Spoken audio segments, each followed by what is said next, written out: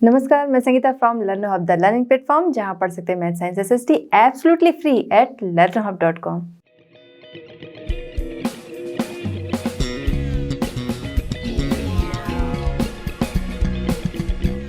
बच्चों, आज हम डिस्कस करेंगे NCERT solutions for class 9। Topic हमारा है constitutional design, question number 1 to 5।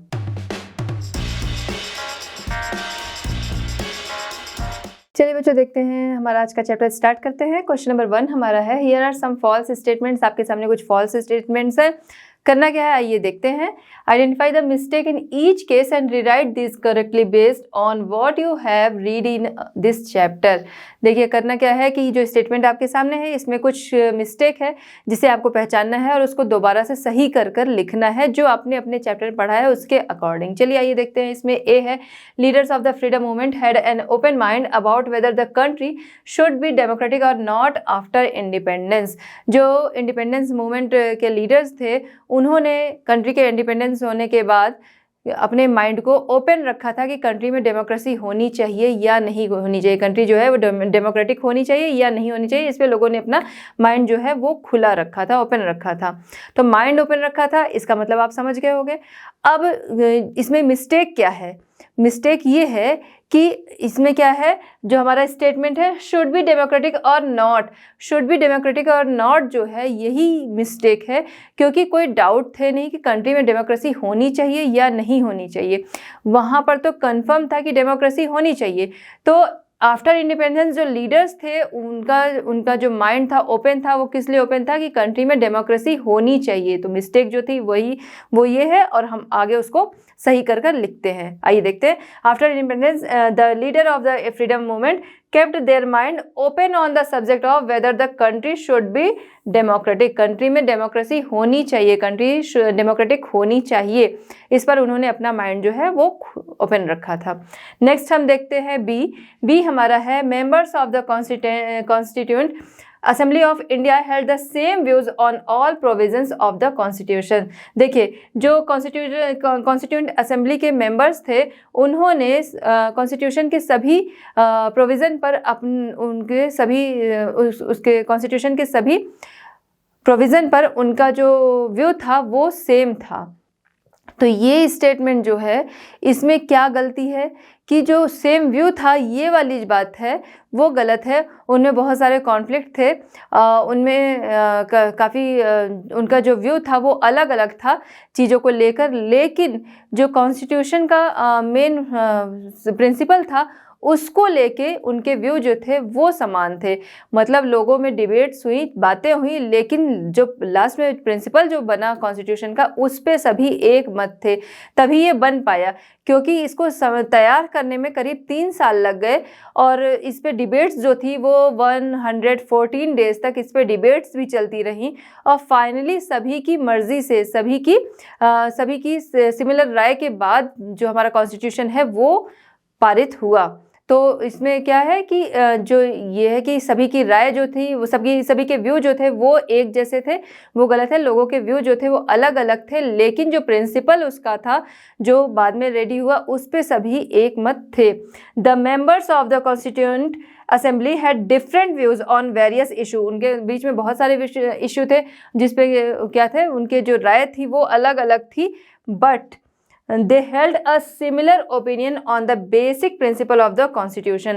जो बेसिक प्रिंसिपल था कॉन्स्टिट्यूशन का उस पे उनके ओपिनियन जो थे वो सिमिलर थे। चलिए बच्चों हम देखते हैं क्वेश्चन नंबर 1 का सी है स्टेटमेंट हमारा, a country that has a constitution must be a democracy.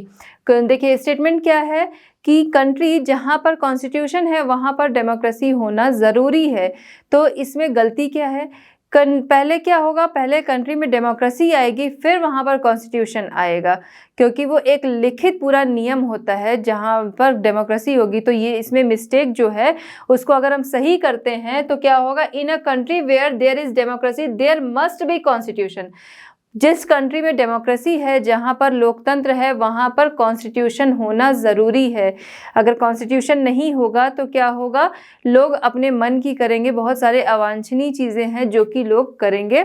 तो कॉन्स्टिट्यूशन जहाँ पर डेमोक्रेसी, जिस कंट्री में भी डेमोक्रेसी है वहाँ पर कॉन्स्टिट्यूशन होना ज़रूरी है। तो ये हमारा स्टेटमेंट जब करेक्ट होगा तो वो आएगा in a country where there is democracy there must be constitution. जहाँ पर डेमोक्रेसी वहाँ पर कॉन्स्टिट्यूशन जो है वो ज़रूरी है। नेक्स्ट हम देखते हैं D, constitution can not be amended because it is the supreme law of a country. Constitution जो है वो उस अमेंड नहीं किया जा सकता है, उससे चेंज नहीं किया जा सकता है, क्योंकि ये कंट्री का सर्वोच्च लॉ होता है, सर्वोच्च नियम है। तो कंट्री का सर्वोच्च नियम है कॉन्स्टिट्यूशन, ये बात तो सही है, लेकिन मिस्टेक इसमें ये है कि कॉन्स्टिट्यूशन जो है उसे अमेंड नहीं किया जा सकता है। कॉन्स्टिट्यूशन जिस समय बनाया गया उसी समय ये बात रखी गई कि ये बनाया जा रहा है और इसको बनाते समय इतना दिन लगा, इतनी डिबेट्स थी, इतने इसके मेंबर्स थे, इन सभी की मदद से कॉन्स्टिट्यूशन जो है वो हमारा रेडी हुआ। अदर कंट्रीज़ में जो जो पॉजिटिव चीज़ें थी, जो जो स्ट्रॉन्ग चीज़ें थी, वो सारी चीज़ें लेके हमारा कॉन्स्टिट्यूशन रेडी हुआ, लेकिन इसके बावजूद उसमें ये बात कही गई कि समय समय पर जब जैसी ज़रूरत होगी तो इसमें अमेंड की पूरी गुंजाइश है, इसमें सुधार की पूरी गुंजाइश है, तो इसमें इसे अमेंड किया जा सकता है। तो इसमें मिस्टेक क्या हुई कि constitution can not be amended. तो कॉन्स्टिट्यूशन जो है वो सर्वोच्च तो नियम तो है कंट्री का, लेकिन उसे अमेंड किया जा सकता है। तो राइट जो स्टेटमेंट हमारा होगा, constitution is the supreme law of the country but if needed full scope for amendment has been kept in it. तो इसमें अमेंडमेंट की पूरी संभावना रखी गई है, पूरी गुंजाइश रखी गई है अगर ज़रूरत पड़ती है तो। चलिए बच्चों देखते हैं क्वेश्चन नंबर 2। क्वेश्चन नंबर 2 हमारा है, which of these was the most salient underline conflict in the making of a democratic constitution in south Africa. South Africa के कॉन्स्टिट्यूशन, डेमोक्रेटिक कॉन्स्टिट्यूशन बनाने में इनमें से कौन सा कॉन्फ्लिक्ट इंपॉर्टेंट है? आइए देखते हैं। ए है between south Africa and it's neighbour, तो उसके नेबर्स के साथ उसके कोई कॉन्फ्लिक्ट्स नहीं थे। बी है बिटवीन मेन एंड वुमेन, मतलब कॉन्स्टिट्यूशन बनने में उस कोई नेबर्स के साथ कोई कॉन्फ्लिक्ट्स नहीं थे। बिटवीन मेन एंड वुमेन, तो इसमें दोनों की इक्वलिटी की बात हो रही थी, तो ऐसे भी कोई कॉन्फ्लिक्ट्स नहीं थे, दोनों को इक्वलिटी देने की बात हो रही थी। सी है between the white majority and the black minority, तो वहाँ पर मेजॉरिटी जो थी वो ब्लैक की थी, न कि वाइट की मेजॉरिटी थी। फिर हम आते हैं डी। डी हमारा है between the coloured minority and the black majority, between the coloured minority and the black majority. अब हम आते हैं तो ब्लैक मेजॉरिटी, जो ब्लैक मेजॉरिटी की अगर बात हो रही है तो वहाँ पर मेजॉरिटी ब्लैक की ही थी, न कि वो कलर्ड की थी, ना इंडियंस की थी और ना ही वो वाइटिश की थी। ठीक है, तो माइनॉरिटी में बाकी थे, मेजॉरिटी में कौन थे? ब्लैक जो थे वो मेजॉरिटी में थे। यहाँ पे कॉन्फ्लिक्ट क्या था? उनको लेके white and coloured and Indians, इनको लेके कॉन्फ्लिक्ट थे। तो हमारे ऑप्शन में यहाँ पर कौन है? Coloured minority. तो इसलिए जो राइट आंसर होगा between the coloured minority and the black majority, ये हमारा राइट आंसर होगा। ऑप्शन डी जो है वो है हमारा राइट आंसर, क्योंकि कॉन्फ्लिक्ट जो थे वो यही थे। वहाँ पर बहुत सारी चीज़ें जैसे कि मानव अधिकारों को लेके, जस्टिस को लेके, मेन वुमेन इक्वलिटी को लेके, इन सारी चीज़ों को लेके लोगों ने विरोध किया, इन सारी चीज़ों पे काम करने की बात हुई, इसके लिए स्ट्राइक भी हुई इन सब के अगेंस्ट में कि ये चीज़ें सही की जाएं, इसलिए वहाँ पर स्ट्राइक्स वगैरह भी हुई। तो इसका जो नेतृत्व कर रहा था, जो लीडरशिप कर रहा था, वो कर रहा था ANC यानी अफ्रीकन नेशनल कांग्रेस जो था वो इसकी लीडरशिप कर रहा था। तो उसकी लीडरशिप में ये चल रहा था, बहुत सारे रंगभेद के खिलाफ इनके स्ट्राइक्स वगैरह चल रहे थे। तो बहुत सारे जो वाइटिश थे वो भी इनके साथ आ गए थे इसके लिए।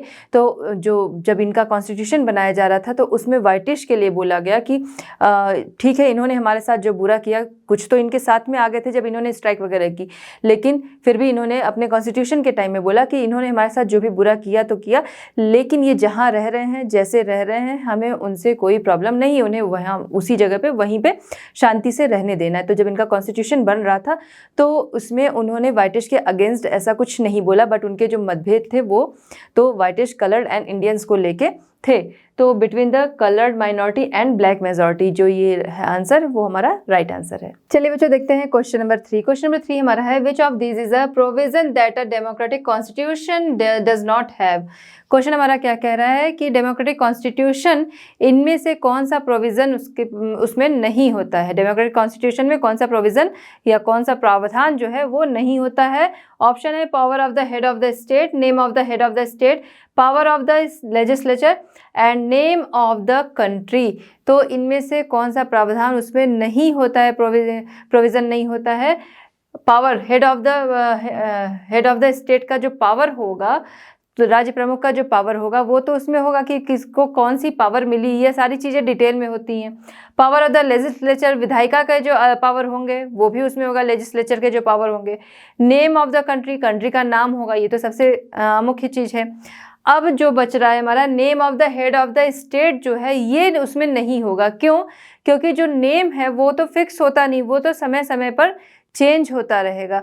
तो name of the head of the state जो है वो कॉन्स्टिट्यूशन, जो कंट्री डेमोक्रेटिक कॉन्स्टिट्यूशन जो बनाया जाता है उसमें प्रोविज़न नहीं होता है name of the head of the state का।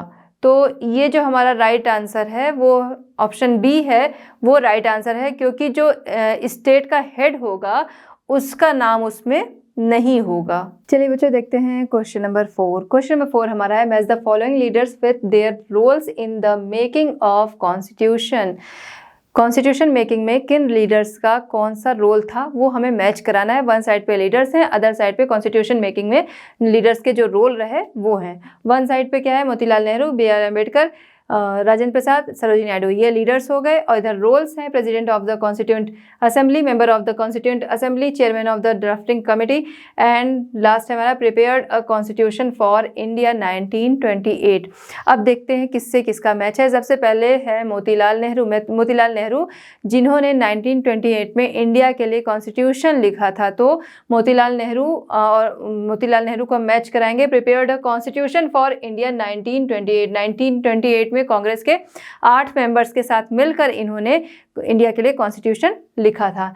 B.R. अम्बेडकर को हम मैच कराएंगे chairman of the drafting committee. B.R. Ambedkar ने चर्चा के लिए ड्राफ्टिंग कमेटी गठित की थी जिसके कि वो चेयरमैन थे, तो B.R. Ambedkar chairman of the drafting committee. Next है सी हमारा राजेंद्र प्रसाद, डॉक्टर राजेंद्र प्रसाद, जो कि स्वतंत्र भारत के फर्स्ट प्रेसिडेंट भी रहे। इनको हम मैच कराएंगे president of the constituent assembly. Constituent assembly के प्रेसिडेंट ये थे, तो इन्हें हम मैच कराएंगे यहाँ पर president of the constituent assembly.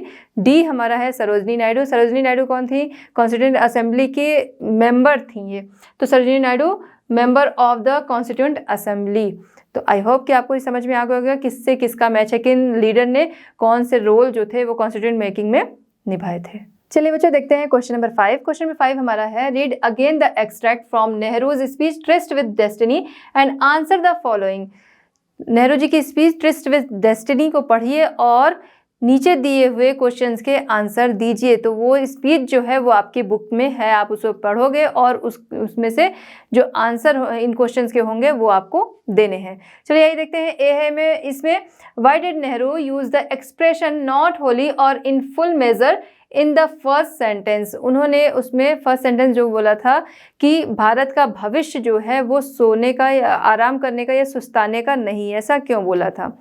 तो समझते हैं कि नेहरू जी ने उसमें जो उनकी जो स्पीच थी ट्रिस्ट विद डेस्टिनी, उसमें ऐसा क्यों बोला था। Jawaharlal Nehru in his speech tryst with destiny said his not wholly or wholly because nation building can not be done overnight, it is a challenging task. इसीलिए उन्होंने बोला था कि भारत का जो भविष्य है वो सोने सुस्ताने आराम करने का नहीं है, क्योंकि जो नेशन है, नेशन बिल्डिंग क्या होती है वो रातों रात नहीं होती, उसके लिए बहुत मेहनत करनी पड़ती है और बहुत ही टाइम लगता है। ये एक चैलेंजिंग टास्क है और जो नेशन बिल्डिंग होती है वो धीरे धीरे होती है। अगर कोई बहुत ज़्यादा भी मेहनत कर रहा है तो तुरंत नहीं होगा, ऐसा काम रातों रात नहीं होगा, इसमें एक लंबा टाइम लगता है और काफ़ी मेहनत लगती है। तो नेशन बिल्डिंग के लिए इसी वजह से उन्होंने बोला था कि जो भारत का भविष्य है, भारत का जो फ्यूचर है वो सोने या आराम करने का नहीं है, क्योंकि नेशन बिल्डिंग जो है वो रातों रात नहीं हो सकती। It is a challenging task, ये चैलेंजिंग टास्क है। It will be completed gradually, ये धीरे धीरे कंप्लीट होता है, नॉट इमीडिएटली, तुरंत इमीडिएटली, तुरंत ये कंप्लीट नहीं होता है कि उसमें अगर बहुत ज़्यादा लोगों को भी लगा दिया गया या फिर किसी बहुत ज़्यादा भी मेहनत कर रहे हैं, लेकिन ऐसी चीज़ वो है ही नहीं। नेशन बिल्डिंग जो है ऐसी चीज़ नहीं है कि वो रातों रात या बहुत जल्दी हो जाएगी, उसमें समय लगता है। तो that is nation building is a process which will increase gradually. तो जो ये एक ऐसा प्रोसेस है, नेशन बिल्डिंग ऐसा प्रोसेस है जो कि धीरे धीरे क्रमशः वो क्या होता है, इंक्रीज होता है, बढ़ता है। फिर हम आते हैं बी हमारा क्या है, what place did he want the makers of the Indian constitution to take. जो इंडियन कॉन्स्टिट्यूशन के मेकर्स थे उनसे वो कौन सा प्लेस चाहते थे, कौन सी शपथ उनसे वो चाहते थे, कौन सा प्लेस चाहते थे। He wanted an oath from the framers of the constitution that he should devote his life to the service of the Indian people and humanity. तो उनसे वो क्या प्लेस चाहते थे कि उन Indian people and humanity, India के लोग और मानवता के लिए वो जो कॉन्स्टिट्यूशन फ्रेमर्स हैं वो अपनी लाइफ को उसके लिए अर्पित कर दें। वो अपनी life, devote his life the service, लोगों के लिए और मानवता की सेवा के लिए वो अपनी लाइफ को डिवोट कर दें, ऐसा वो प्लेस चाहते थे जो कॉन्स्टिट्यूशन फ्रेमर्स थे उनसे। नेक्स्ट है सी हमारा, the ambition of the greatest man of our generation has been to wipe every tear from every eye, who was he referring to. देखिए अब ये वाले जो स्टेटमेंट है कि the ambition of the greatest man of our generation, उसमें उन्होंने बोला था कि हमारी जनरेशन के ग्रेटेस्ट पर्सन जो हैं उनका ये एम्बिशन है कि हर आँखों से हर आंसू को पोंछना। Every eyes and every tear की बात वहाँ हुई थी कि हर आँखों से हर आंसू को पोंछना, ऐसा अपनी जनरेशन के किस पर्सन के लिए उन्होंने, किस ग्रेटेस्ट मैन का एम्बिशन उन्होंने बताया था। ऐसा बताते हुए किसकी ओर इशारा कर रहे थे, तो उनका जो इशारा था कि कौन सा उनकी जनरेशन का कौन सा ऐसा पर्सन है जो कि हर किसी की आंख से हर आंसू को वाइप करना चाहता है, यानी कि उनके कष्टों को दूर करना चाहता है, उनकी प्रॉब्लम्स को दूर करना चाहता है। तो उनका इशारा जो था वो रेफर कर रहे थे महात्मा गांधी की ओर, महात्मा गांधी की तरफ उनका इशारा था। By saying this he was referring to Mahatma Gandhi, Mahatma Gandhi की तरफ उनका इशारा था कि वो उनकी जनरेशन का ग्रेटेस्ट पर्सन, जो कि ग्रेटेस्ट पर्सन का ये एम्बिशन है कि हर आंख से हर आंसू को पोंछना, वाइप करना। तो बच्चों इस तरह हमारा चैप्टर होता है कंप्लीट। मिलते हैं next chapter and next solutions के साथ at Learno Hub. Learno Hub free है पर बेस्ट है।